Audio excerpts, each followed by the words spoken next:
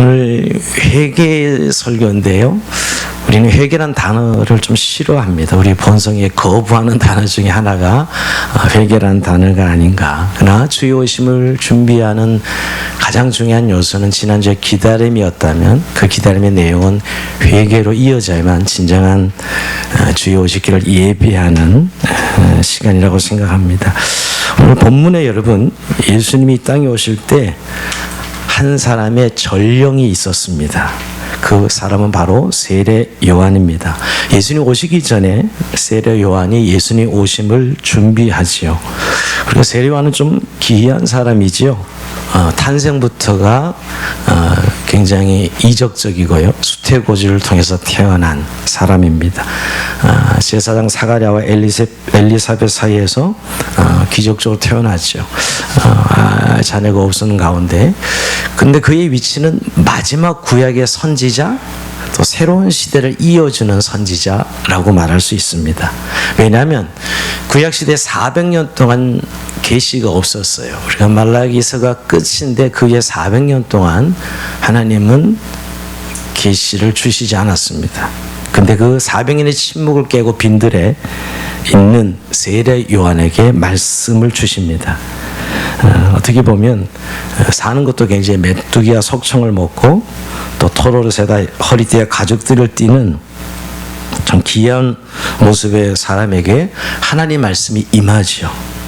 어떻게 보면 세례요한을 생각하면 과거의 구약시대 엘리야를 연상하게 합니다. 근데 그 임한 말씀이 뭐냐면 오늘 예수님이 오시기 전에 그 길을 준비하라는 말씀이었습니다. 어떻게 보면 그 길을 준비하는 전령으로서의 사명을 하나님께서 세례 요한에게 주신 것이죠. 그 내용이 오늘 3장 3절에 나옵니다. 한번 같이 읽어봅니다. 3장 3절 시작. 그는 선지자 이사야를 통하여 말씀하신 자라. 일러스되 강야에 외치는 자의 소리가 있으리되 너희는 주의 길을 준비하라. 그가 오실 길을 곧게 하라. 아멘. 여기 강야에 외치는 자의 소리가 있으리되 너는 주의 길을 준비하라. 예수님이 오시는 길을 예비하라는 것. 이것은 사실 이사야가 외쳤던 말씀을 그대로 세례 요한이 반복해서 사실 그 성취로서 외치는 내용이지요. 사실 2000년 전에 이 당시에 이 왕도라는 게 있었습니다. 왕이 가는 길을 왕도라고 그럽니다. 왕이 행차해서 왕이 걸어가는 길을 왕도라고 그러죠. 그래서 왕이 어느 지역에 행차한다 그러면 이미 길을 잘 닦아서 왕이 오실 수 있도록 길을 만들어 놓습니다. 그것처럼 예수님이 오시는 길을 준비하라고 하시면서 세례 요한이 그 역할을 맡은 것이죠. 저는 이 길 이야기하면 군 시절에 철책 전방 근무를 섰는데요. 그때 제일 어려웠던 것이 밤에 근무 쓰고 아침에 와서 자야 되는데 이제 사단장이나 군단장이 방문 예고가 떨어지면 보통 한 달 전에 떨어지거든요. 그날부터 아침에 잠을 자지 못하고 길을 닦으러 나가야 됩니다. 사단장이 오는 길을 쫙 평평하게, 그때는 다 아스팔트, 전방에 도로가 아스팔트가 아니고 다 흙도로기 때문에 언제든지 패이고 또 뭐 쌓이고 이래서 돌이 나오고 해서 늘 잘 다듬어서 사단장 군단장이 올 수 있도록 하는 일을 하면서 잠을 못 잔 게 지금도 참 어려운 기억으로 남습니다. 근데 더 허망했던 것은 그렇게 열심히 닦아놨는데 사단장 오는 것이 취소되었다 이러면 그때 허망함이랑은 이루 말할 수 없지요. 제가 이 본문을 보면서 그 생각이 납니다. 누가 오는 길을 잘 닦아서 올 수 있도록 예비하는 것이죠. 여러분 2000년 전에도 예수님이 오실 수 있도록 길을 닦으라고 하나님께서 말씀하시는 것입니다. 근데 여러분 이 주의 길을 예비하고 주의 길 오실 길을 준비하는 것이 무엇으로 하는 것입니까? 그것이 바로 회개라는 거예요. 성경이 요구하면 회개로 주의 길을 준비하라는 것입니다. 우리가 오늘 마태복음 3장 2절에 세례 요한의 첫 외침이 뭐였냐 하면 자 같이 읽어봅니다. 세례 요한이 이 땅에서 첫 외침은 예수님과 동일한 외침이었습니다. 3장 2절 같이 읽어봅니다. 자 시작. 회개하라 천국이 가까웠느니라 하였으니. 예, 여러분 세례 요한의 첫 외침이 회개하라 천국이 가까웠다 이렇게 선포했는데 예수님도 첫 마디가 마가복음 1장 15절에 때가 찼고 하나님 나라가 가까이 왔으니 회개하고 복음을 믿으라 하는 게 예수님의 첫마디며 예수님 메시지의 전체를 요약하는 외침이에요. 그러니까 세례와나 예수님이 동일한 메시지고요. 결국 천국에 왔으니 뭐예요? 회개하라는 것이에요. 회개. 즉 주의 길을 준비하는 내용이 뭐냐? 회개라는 거죠. 회개. 근데 여러분, 그 회개란 용어에 대해서 나름대로 이렇게 이미 전제들이 있는 것 같아요. 아까 회개가 사람들에게 부정적인 인식이 있는 이유가 그 때문이고요. 그러니까 성경에서 말하는 회개, 이 회개하라 천국이 가까이 왔다 라고 말씀하는 이 내용 속에서 진짜 회개는 무엇인가? 회개는 단어 헬라어로 메타노이아라는 뜻인데요. 메타라는 변화라는 뜻이 있고요. 누스라는 마음이라는 뜻이 결합돼서 메타노이아. 그런데 의미만을 따지자면 마음의 변화, 생각의 변화 이런 뜻입니다. 그러니까 회개는 생각의 변화. 그런데 이건 단어의 의미고 그 이상의 의미가 있죠. 사실 회개는 하나님에게로의 돌이킴이에요. 하나님에게로 방향 전환입니다. 사실 우리가 아담 이후 범죄 이후로 인생은 자기가 주인 되어 살아가는 자기 본성대로 사는 삶을 살았어요. 자기가 주인이 되어서. 그런데 이제 하나님 나라가 도래하니 너희는 이제 방향을 하나님에게로 돌려서 하나님과 함께 사는 삶으로 돌이키라는 것이지요. 그러니까 방향 전환의 의미가 첫 번째 가장 중요한 회개의 의미입니다. 회개의 의미를 제일 잘 나타내주는 예수님의 예화가 있다면 누가복음 15장의 돌탕 이야기입니다. 돌아온 탕자 이야기예요. 여러분, 우리가 15장에 보면 아버지께 받은 재산을 다 탕진한 후에 이제 대지를 치면서 굶주림에 시달리다가 정신이 번쩍 들죠. 우리 집에 가면 먹을 것이 많은데, 이런 정신이 번쩍 들면서 그는 아버지 집으로 방향을 턴해서 돌아가죠. 그것을 성경은 회개라고 이야기합니다. 우리는 회개에 그럼 좀 윤리적인 생각이 먼저 탁 드는 사람들이 많을 거예요. 먼저는 방향 전환이 회개의 가장 중요한 첫 번째 의미입니다. 그러니까 하나님 나라가 도래했음을 알고 오늘 세례 요한은 회개하라고 요청하는 것이죠. 그러면서 회개하고 후회는 다릅니다. 후회는 자신의 행위나 삶에서 잘못된 것을 인정하고 뉘우치는 것입니다. 근데 후회는 거기서 끝나요. 그러나 회개는 자신이 잘못한 것을 뉘우치며 그것에서부터 돌이키는 게 회개입니다. 저는 쉽게 말하면 우리가 열차 타고 가다가 방향이 잘못되어서 이거 잘못되면 가면 안 되는데 하면 그럼 내려서 다른 방향의 열차를 갈아타야 되죠. 이게 회개라는 것이에요. 이러면서 어쩔 수 없지 하면서 가는 것은 후회는 하고 내가 잘못을 인식은 하지만 탄식은 하고 있지만 다른 열차를 갈아타지 않는 것은 회개하는 것이 아닙니다. 우리가 후회는 했지만 회개하지 않는 전형적인 인물로 성경에서 말할 수 있는 사람이 누구죠? 가룟 유다죠. 그는 분명히 자기 잘못 인식하고 후회합니다. 그러나 회개해서 예수님께로 돌아가진 않아요. 회개하지는 않습니다. 그건 나중에 목매어 자살하지 않아요?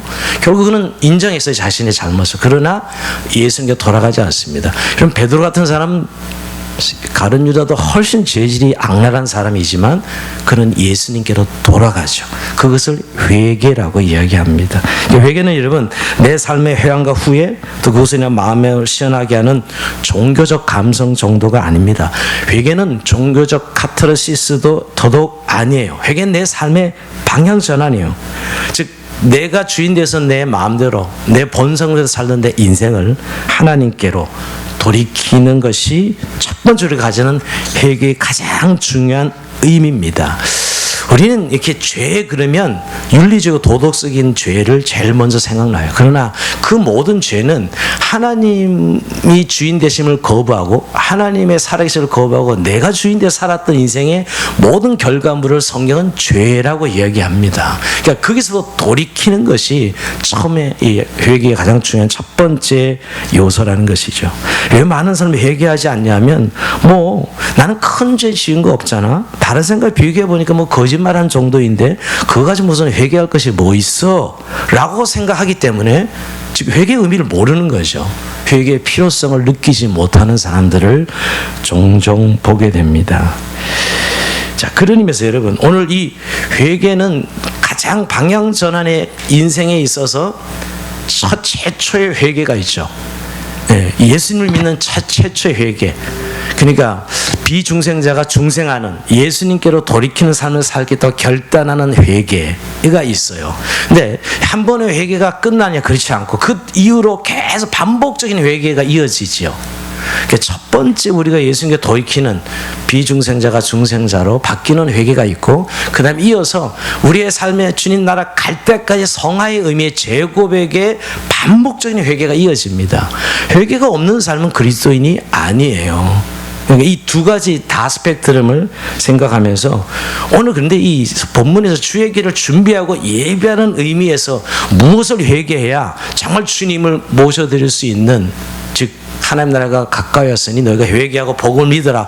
어떻게 회개해야 복음을 받아들이고 예수 그리스도를 모실 수 있는가를 성경은 말하고 있습니다. 오늘 마태복음에는 주의 길을 곧게 하라에서 끝나지만 누가복음에는 주의 길을 곧게 하는 내용이 나옵니다. 자, 누가복음 3장 5절 같이 한번 읽어봅니다. 시작. 모든 골짜기가 메어지고 모든 산과 작은 산이 낮아지고 굵은 것이 곧아지고 험한 길이 평탄하여질 것이요. 그랬습니다. 예, 여기 도로공사 꼭 성경 구절 같아요. 예, 도로공사가 이렇게 도로를 딱 지어. 근데 정말 오늘 이 누가가 이렇게 표현한 것은 사실은 실제로 마음의 도로 공사를 해야 우리 예수님을 모실 수 있는, 주의 길을 예배할 수 있는 삶이라는 것입니다. 결국 오늘 이 모든 표현들은 결국 인간은 모든 것이 마음에서 시작된 거거든요. 근데 그 마음이 심히 만물보다 부패하다 그랬어요.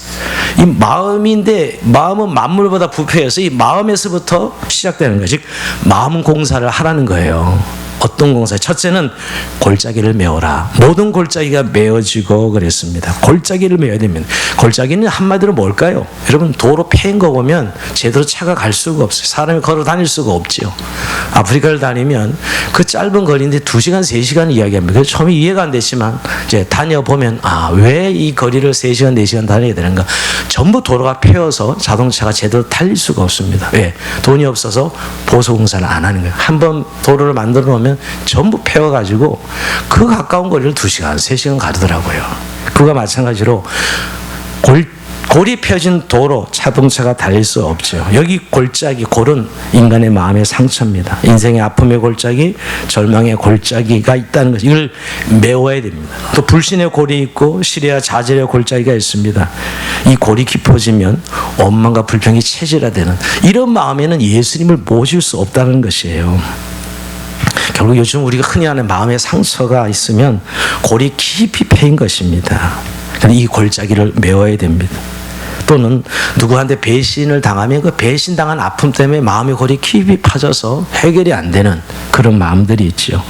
또 어떤 일에 큰 실패를 경험하면 그 깊은 실패의 상처 때문에 그 골이 메워지지 않습니다. 근데 그 골이 메워지지 않으면 그 도로에 차가 올 수 없듯이 예수님을 모실 수가 없습니다. 주님이 오실 수가 없는 것이, 하나님 나라를 받아들일 수 없는 것이에요. 그래서 우리는 정말 하나님의 은혜에 머물기 위해서는 깊이 패인 마음의 골짜기를 메워야 되는, 이게 첫 번째 주님께서 우리에게 마음의 도로 공사에서 요구하는, 주님이 오시려면 마음의 골짜기를 메워라 하는 것입니다. 성경에서 한 예를 찾는다면 베데스다 연못가에 38년 병자가 있었습니다. 정말 천사가 내려올 때 제일 먼저 물 이동할 때 내려가면 제일 먼저 내면 병이 고침받긴 하지만 이 환자는 무려 38년 된 거 보면요, 병을 1년만 알아도 여러분 그건 무슨 인생이에요. 그렇게 힘든 게 38년이면 거의 절망이야, 포기죠. 그냥 거기 그냥 있는 것이지 무슨 이미 고침받겠다는 이런 소망도 다 잃어버렸습니다. 예, 그런데 예수님께서 찾아오시죠. 찾아오셔 예수님의 첫 마디가 뭐죠? 네가 낫고자 하느냐 그렇게 물어봅니다. 네가 낫고자 하느냐? 아니 예수님 말이라고 하십니까? 그래서 여기서 38년 동안 병고치로 앉아 있었는데 이런 의미예요. 사실 예수님 그 마음을 깨뜨려 보고 이미 그 마음 안에 아무런 소망이 없어요. 절망의 마음의 골짜기가 완전히 파질 대로 파져서 더 이상 기대도 없이 그냥 있는 그 사람의 심령을 보시고 그 사람의 마음의 골류를 회복시키기 위해서 네가 낫기를 원하느냐, 정말 예수님을 원하느냐라고 물어보시는 것이죠. 정말 하나님 영광 보기를 원하느냐. 오늘 우리에게도 묻고 있어요. 예, 그 마음의 골이 아예 그런 기대조차 하지 않고 살아가는 거예요. 그 골을 먼저 메워야 주님이 오실 수 있거든요. 이런 의미에서 골짜기입니다. 여러분 골이 깊어지면 원망과 불평이 체질화되고 그래서 여러분 참 우리의 욕심의 골짜기는 만족함으로 원망의 골짜기는 감사함으로 절망의 골짜기는 소망으로 바뀌어야 그때 예수님이 오실 수 있는 것이죠. 이 첫 번째 오늘 회개의 방법을 이야기하고 두 번째는 오늘 이 모든 산과 작은 산이 낮아지고 그랬는데 산을 깎으라는 거예요. 여러분 도로 공사할 때 산이 있을 때 산을 깎지 않고 요즘 그냥 턴을 뚫어버리죠. 우리 한국에는 한국의 도로 공사는 세계 1위입니다. 정말 세계 다녀보면 한국은 도로가 잘난 데가 어디 있는가 할 정도로 도로율이 세계 1, 2를 다투고요. 거의 뭐 웬만한 산은 다 터널을 뚫어버리는데 옛날 터널은 쉽지 않았죠. 그래서 그 산을 깎아서 도로를 내야 되는 것입니다. 근데 여러분 이 산은 뭘 의미할까요? 교만을 말합니다. 요한계시록 17장 9절에 보면 장차 망할 음녀들이 7산에 앉아있다 그래요. 이 마귀들이 앉아있는 산이 7산이야. 산이 뭐죠? 높은 높아진 마음입니다. 교만의 산이죠. 인간은 여러분 돈의 교만의 산, 지식의 교만의 산, 자아가 하나씩 높아진 산, 권력의 교만의 산, 공로의 교만의 산, 또 한 가지 신앙의 교만의 산도 있습니다. 이 산들을 깎아야만 예수님이 오실 수 있다는 것이에요. 근데 오늘 높은 산만이 아니라 이게 낮은 산도 있어요. 모든 산과 낮은 산이 높은 산에 낮은 산도 있다는 것이에요.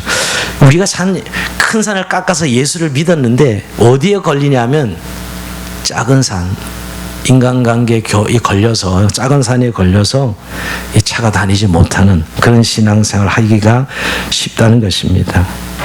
즉 작은 야산을 못 깎아요. 큰 산은 깎았는데 그래서 늘 인간관계 어려워 힘들어하고 그 교만 그 좀 내려놓으면 모든 것이 행복할 수 있는데 그 작은 교만의 산을 내지 못해 관계가 끊어지고 관계가 불통이 되는 그런 우리의 모습을 보지 않습니까? 제일 무서운 건 사실 영적 교만이에요. 자, 영적 교만은 문제는 자신이 모른다는 게 있어요.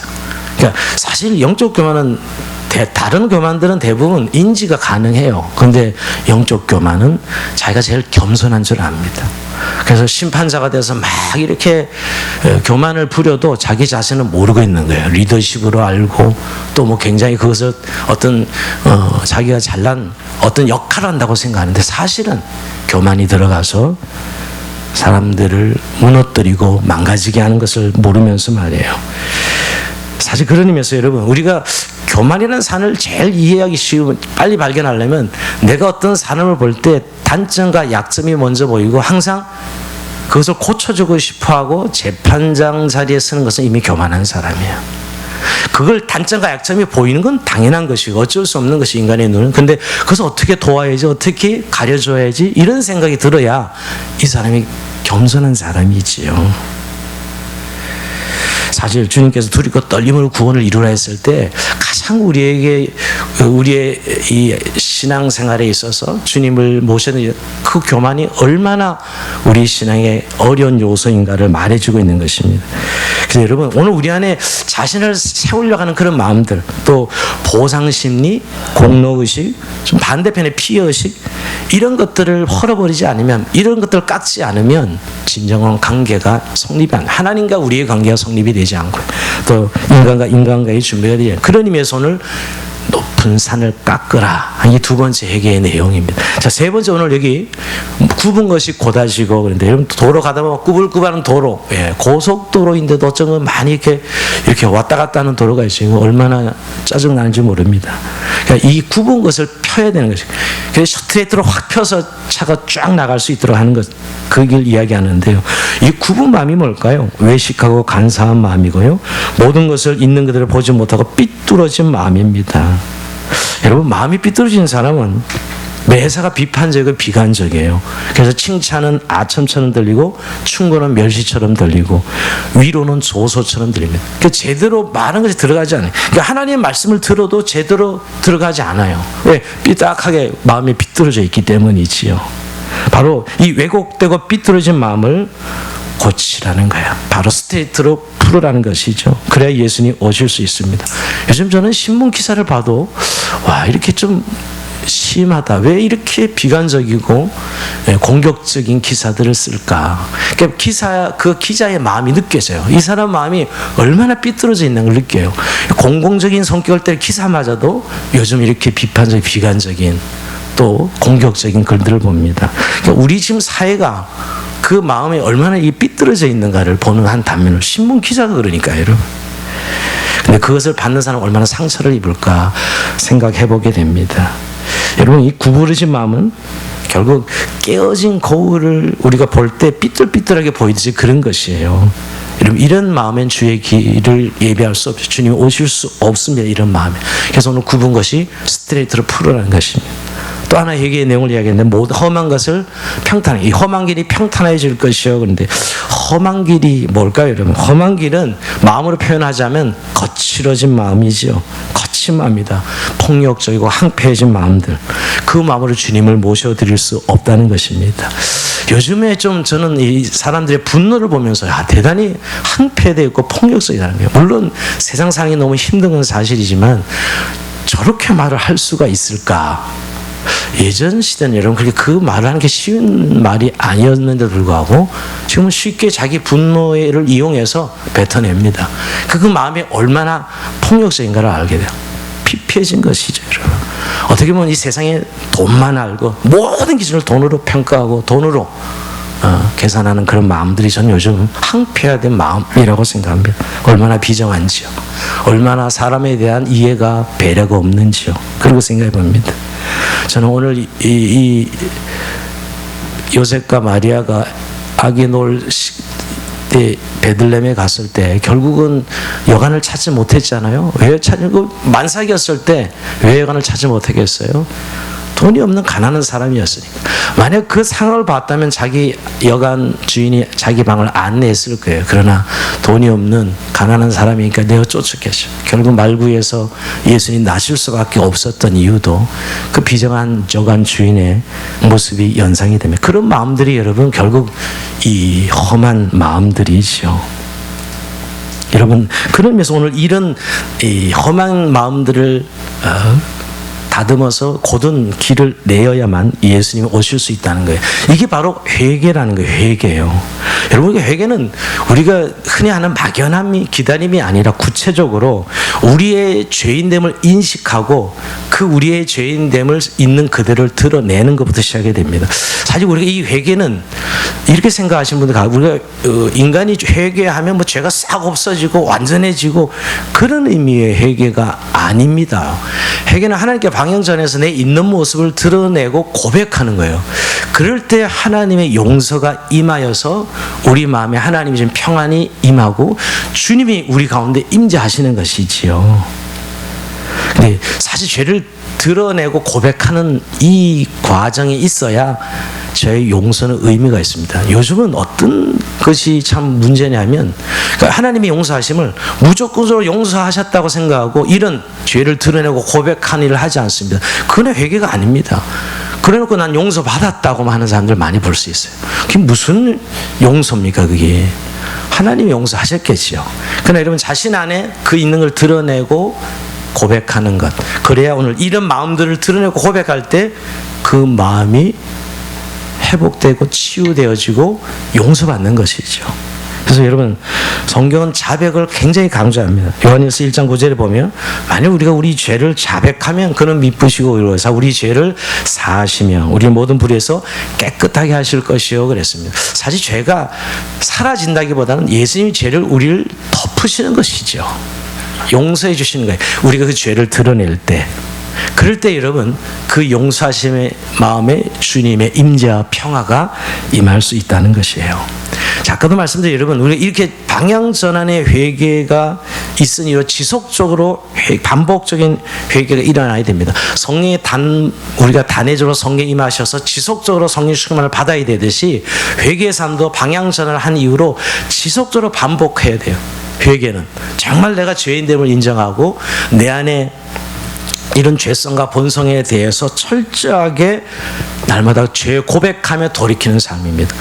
근데 여러분 회개의 삶이 마치 연례 행사, 원래 행사처럼 뭐 주간 행사처럼 인식한다면 아직 회개는 우리의 삶의 중요한 내용이 아닌 것이죠. 회개는 우리의 그리스도의 삶의 일상이 주님 나라 갈 때까지 이어지는 성화의 과정입니다.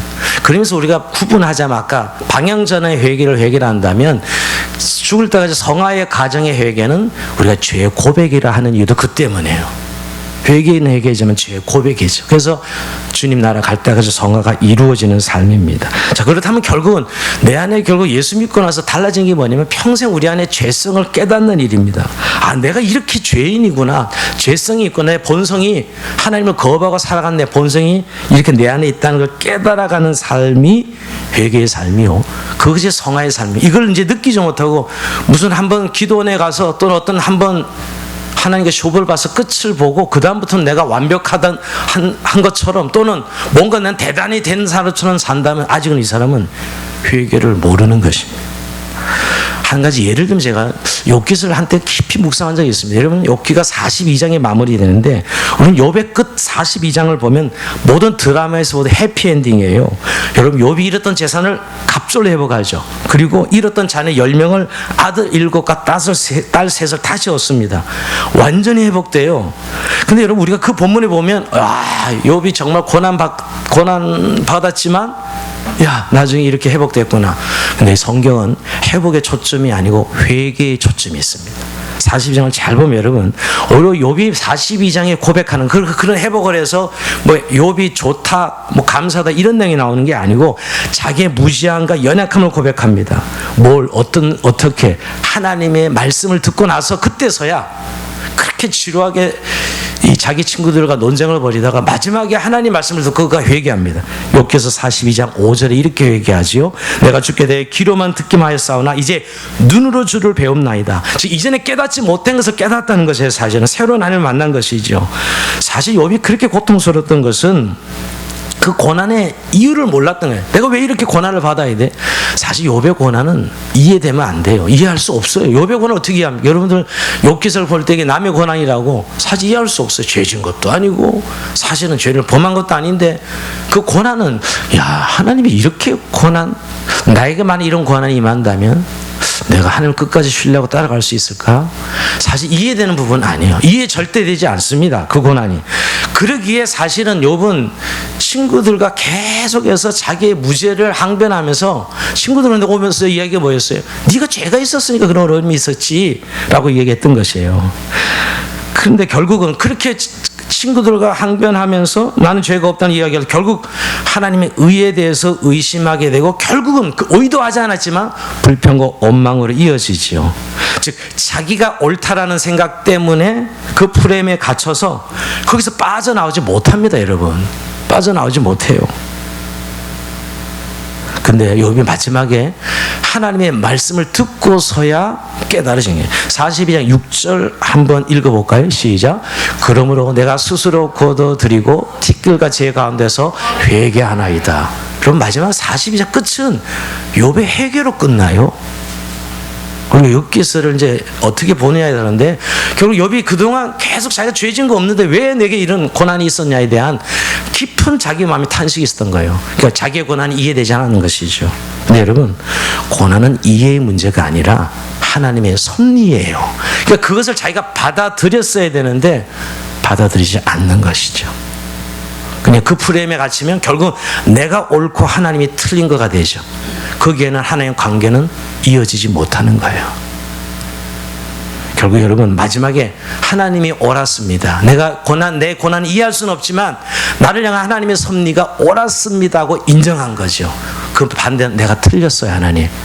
그래서 회개하나이다요. 물론 그가 마지막 한 해 들려진 계시의 말씀 때문에 그가 깨닫죠, 여러분. 제가 왜 이 얘기를 하냐면 여러분, 늘 우리가 자신의 죄인됨과 죄성을 인정하지 못합니다. 이 상황을 이해 못하니까, 이 고난을 이해 못하니까, 이런 내게 닥친 일들을 이해하지 못하니까 회개로 이어지지 않습니다. 그 하나님의 섭리를 받아들이는 용기가 필요해요. 그 하나님의 섭리를 받아들이려면 뭐예요? 자기를 부인해야 되는 거예요. 하나님이 옳습니다 해야 되죠. 그럴 때 여러분, 참 그러면서 회개는 큰 용기가 필요해요. 나를 부인한 용기 없이는 회개가 일어나지 않습니다. 저는 이 회개 용기를 생각하면 다윗이 생각납니다. 다윗 같은 사람은 여러분 엄청난 죄를 졌지만 사실 그 당시 왕이 그 정도 그 정도 할 수 있다고 생각했을 거예요. 다윗도 역시 그렇게 생각했을 것입니다. 나단이 찾아와서 일개 무명의 선지자가 찾아와서 바로 당신이 그 죄인이라고 이야기했을 때 여러분, 그 무명의 선지자 죽이는 거야 간단할 수 있죠, 왕으로서. 가진 권력으로 말하면 그 앞에서 저는 내가 죄인입니다고 회개하죠. 내가 죄를 지었습니다. 엄청난 용기죠. 자기 부인의 이 용기가 없이는 죄인됨을 인정하지 못했을 거예요. 제가 얘기 들으면 여러분, 내가 죄인이나 죄성을 가진 죄인은 사실을 인정하지 못해서 끊임없이 찌그러진 얼굴로 살아가고요, 구겨진 얼굴로 삽니다. 이게 다 우리의 삶이기도 해요. 사실 병든 양심으로 살아가요. 그 인정하고 회개하면 새로운 길이 열리고 하나님과 새로운 삶의 관계가 설정되어서 평강과 영광스러운 삶이 되는데, 왜 내 환경, 내 이런 삶, 내 운명, 나와 관계하는 이런 사람들 관계에서 왜 이해할 수 없다는 거죠. 그럴 때 여러분, 회개는 더 이상 진행되지 않습니다. 여러분, 오늘도 세례요한도 이 예를 들어주는데, 여러분 오늘 바리새인과 서기관들을 향해서 세례요한이 뭐라 그러죠? 이 독사의 자식들 그럽니다. 왜 이렇게 화를 냅니다? 왜 이렇게 화를 내죠? 회개가 안 되는 거예요. 이 유대인들이 서기관 바리새인들이면 가장 신앙적으로 살고 가장 율법을 잘 지키고 살았지만, 이들 안에는 잘못된 선민의식이 회개로 이어지지 못하고 도래한 하나님 나라를 받아들일 수 없는 거예요. 여러분, 마태복음 3장 7절에서 9절 보면 요한이 세례받으러 나오는 무리에게 이르되 이 독사의 자식들, 누가 너에게 일러 장차 지 너를 피하라 하더냐? 그러면 회개에 합당한 열매를 맺고 속으로 아브라함이 우리 조상이라 말하지 말라. 내가 너에게 이르노니 하나님이 이 돌들로도 아브라함의 자손이 되게 하리라. 이렇게 말씀합니다. 지독하게들도 회개가 안 되는 거예요. 근데 이 아브라함이라는 후손, 이 유대인이라는 특별 선민의식이 지금 하나님 도래의 새로운 시대가 왔으니 회개하고 돌이키라는데 절대 안 받아들입니다. 이거죠, 여러분. 이겁니다. 여러분, 우리의 나름대로 우리는 자신 삶의 기준이 있고, 또 우리가 변명할 수 있는 현실이 있고 상황이 있습니다. 또 자신의 운명처럼 만드는 모습이 있습니다. 이것을 기준으로 끊임없이 회개를 거부하죠. 거기에는 변화는 일어나지 않습니다. 새로운 삶은 일어나지 않습니다. 우리의 미래가 정말 하나님의 나라로 뻥 뚫린 도로로 가려면 내 부인이 반드시 있어야 돼요. 잘 이해는 안 되지만 이 현실을 하나님 주신 현실로, 이 사람을 하나님 주신 사람으로, 이 상황을 하나님 주신 사람으로, 또 이 고난이 이해되지 않지만 하나님 주신 고난으로 받아들일 때 우리의 미래가 열어질 수 있는 것이죠. 그래서 여러분, 세례요한은 이런 표현을, 회개에 합당한 열매를 맺으라. 자, 이 표현 때문에 많이 질문한 분들이 있어요. 회개에 합당한 열매가 뭐지요? 예, 설명이 안 나와 있기 때문이죠. 이 회개에 합당한 열매를 맺으라니까, 회개하면 그 다음은 한 번 더 죄 짓지 말아야지, 이런 의미입니까? 아니지요. 여러분, 인간은 죽을 때까지 죄 짓고 사는 거예요. 그거를 성경이 몰라서 지금 회개에 합당한 열매를 맺으라 라고 말하는 건 아닙니다. 또 도덕性완벽함? 도덕 아닙니다. 사실 회개에 합당한 열매는 하나님과 인격적인 교제가 있는 변화를 의미해요. 즉 쉽게 얘기하면 회개의 지속성이죠. 내가 죄인됨을 인식하고 끊임없이 하나님의 죄인됨을 인식하고 하나님 앞에 인격적으로 나아가는 삶이 회개에 합당한 열매입니다. 근데 여러분이 본문으로서 좀 이 회개에 합당한 열매를 좀 찾아본다면 어떤 게 첫 번째 회개에 합당한 열매냐? 하나님의 능력을 신뢰하는 것입니다. 즉 하나님의 능력을 신뢰하고 의지하는 것이 회개에 합당한 열매예요. 우리가 자꾸 어떤 도덕적 행위를 회개에 합당한 열매라고 말하고 싶어 하는데, 도덕적 행위가 아니라 하나님의 능력을 전적으로 신뢰하는 것. 예를 들면 여러분, 오늘 바리새인과 서기관들은 아브라함의 후손이라는 육신적 유대를 통해 가지고 끝까지 하나님 백성의 증거로 삼고 있습니다. 안 바꿔요. 예수 그리스도를 참으로 믿어야 하나님 백성이 되는데, 이들은 나는 아브라함의 후손이야, 이거 절대 못 바꾸죠. 그러니까 우리가 집안의 내력이나 이걸 가지고 신앙 자랑하는 분들이 자기의 실력, 부모, 배경, 집안 내력, 이런 것들로 기준으로 신앙생활하면 여전히 하나님의 능력은 나타나지 않습니다. 그래서 이 돌들로도 아브라함의 자손이 되게 할 수 있어.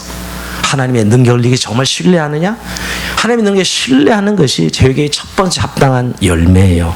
두 번째는 종말의 다급함입니다. 이렇게 표현이 이상할지 몰라도 이미 여러분, 도끼가 나무 뿌리에 놓였다 그랬어요. 여러분, 죄에 대한 심판은 즉시 이루어진다. 도끼가 나무에 놓였다는 건 바로 찍어버린다는 것이죠. 굉장히 무서운 이야기입니다, 사실은. 이 본문 말씀 중에. 근데 우리가 범하는 죄가 그렇게 심각하게 생각하지 않습니다. 내가 총으로 사람을 죽이거나 칼로 사람을 찔러 죽이지 않았기 때문에 사실 우리가 죄인이라고 그렇게 심각하게 생각하지 않습니다.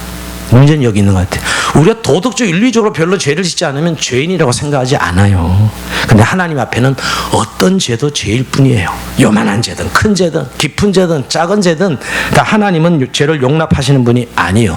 심판의 도끼자루가 나무에 놓여 있는 것이죠. 뭐냐면 항상 하나님과 틀리면 바로 다시 회복해야 돼요. 뒤틀리는데도 불구하고 이 정도는 뭐 하나님 이해하시겠지 하면서 그냥 가는 이 마음, 여러분 우리 안에 많죠. 사실 하나님과 분명히 뒤틀려서 어떤 사건 일 때문에 그러면 빨리 회개가 돌이켜야 되는데 돌이키지 않죠. 이 정도 죄는 하나님도 이해하시고 또 사는 게 다 그런 거 아니겠어요? 하나님 넘어가는 거죠. 하나님 관계에 계속 틀려 있는 거죠. 회복되지 않아요. 이게 회개에 합당한 열매 두 번째입니다. 또 하나는 여러분 정확적으로 변화된 삶이 회개에 합당한 열매. 우리가 예수님과 정말 개인적인 관계를 맺으면 당연히 외적 삶의 열매가 있는 것은 너무나 당연합니다. 즉 하나님 백성다움, 이걸 도덕적으로 완벽함은 아니지만은 그 믿음의 고백으로 인하여 외적인 열매가 맺히는 이것도 하나님 백성다운 변화된 삶의 회개에 합당한 열매입니다. 또 하나 더 이야기한다면 전적 그리스도의 의존함입니다. 요한이 자기를 너무너무 겸손하게 낮춥니다. 요한도 엄청난 사람이었지만 수태고지로 태어난 사람이고 어마어마한 능력이 있었지만 자기 뒤에 오시는 이보다 자기는 그 신들매도 풀 수 없다 이렇게 고백해요. 그건 너무 좀 심한 겸손이죠, 여러분. 그래 그는 알았어요. 정말 능력 많으신 내 뒤에 오시는 구주 예수 그리스도를 의지해야만 되는 연약한 인생임을 세례원도 깨닫던 것이에요. 그러니까 오늘 그리스도를 절대로 의지하고 신뢰하는 것이 회개에 합당한 열매입니다. 여러분, 근데 궁극적으로 저는 회개에 합당한 열매를 묵상하면서 결국 지속적인 회개의 삶을 생각한다면 회개에 합당한 열매의 가장 포인트는 결국 끝까지 주님을 바라봐야 돼요. 즉 하나님과 인격적 관계를 통해 끝까지 주님을 바라보면서 살아가는 삶이 회개에 합당한 열매의 종합입니다. 여러분, 우리가 예수님이 우리를 사랑하셔서 십자가에 죽으시고 우리를 구원하셨어요. 하나님이 사랑하셔서 인간의 몸을 입고 하나님이 이 땅에 오는 말도 안 되는 일을 하셨어요. 여러분, 그 사랑이란 의미가 우리가 잘 생각해보면 그 예수님을 믿고 들 때부터 우리가 성령님이 우리 안에 내주하시고 하나님 아버지라고 그 성령 우리를 돌보시고 인도하시잖아요. 우리 안에 계셔서 근심하기도 하고 우리 안에 막 안타까워하시기도 하시고 탄식하시기도 하시고, 여러분 그런 하나님과 우리의 관계가 설정되는데 그 하나님을 끊임없이 그리스도를 바라보며 달려가는 삶이 되어지는 삶이 회개의 삶이라는 것이에요.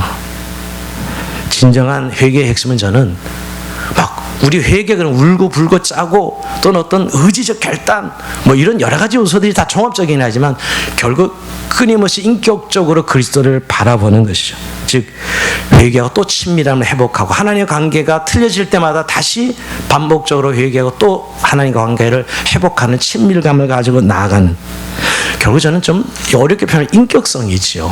그리스도를 끊임없이 바라보면서 주님 앞에 가는 삶 말입니다. 하나님 우리에게 영혼을 사모하는 마음을 주셔. 인간에게.